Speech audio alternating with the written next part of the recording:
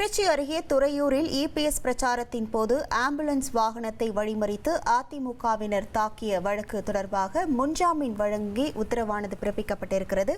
முழு விவரங்களோடு இணைகிறார் நமது செய்தியாளர் மாரிச்சாமி. வணக்கம் மாரிச்சாமி, இது தொடர்பான முழு விவரங்கள்.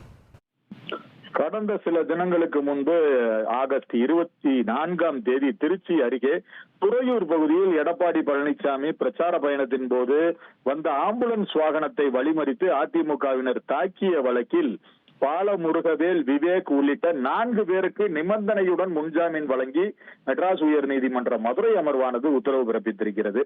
இந்த திருச்சி மாவட்டம் துறையூரை சேர்ந்த பாலமுருகவேல் என்ற அமைதி பாலு, விக்கி என்ற விவேக், தீனதயாளன், கலிங்கமுடையான்பட்டி, பொன் காமராஜ் ஆகிய 4 பேர் உயர்நீதிமன்ற மதுரை அமர்வில் முன்ஜாமீன் கோரி மனுவினை தாக்கல் செய்திருந்தார்கள். அந்த மனுவில் அதிமுக பொதுச் செயலாளரும் எதிர்க்கட்சி தலைவருமான எடப்பாடி பழனிசாமி தமிழகத்தை மீட்போம் என்ற தலைப்பில் பிரச்சார பயணம் மேற்கொண்டு வருகிறார். இந்த பிரச்சார பயணம் திருச்சி துறையூர் பேருந்து நிலையம் அருகே 24/8/2025 அன்று மாலை சுமார் 6:30 மணி அளவில் ஏற்பாடு செய்யப்பட்டிருந்தது.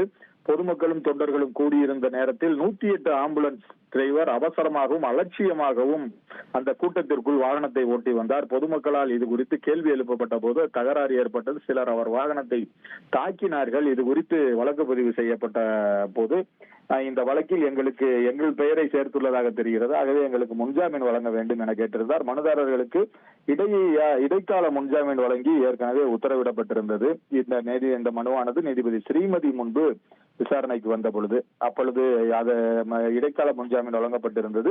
இந்த நிலையில் இன்று மீண்டும் விசாரணைக்கு வந்த பொழுது அரசு தரப்பில் அந்த இடைக்கால முன்ஜாமீனுக்கே கடும் எதிர்ப்பு தெரிவிக்கப்பட்டது. அதுபோக கடுமையான நிபந்தனைகள் விதிக்க வேண்டும், இனிமேல் இது போன்று நடக்கக்கூடாது எனவும் வாதிடப்பட்டது.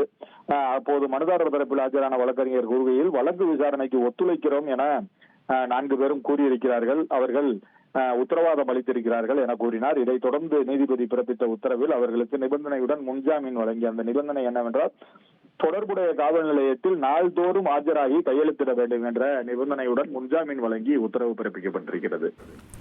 உங்கள் விவரங்களுக்கு நன்றி மாரிச்சாமி.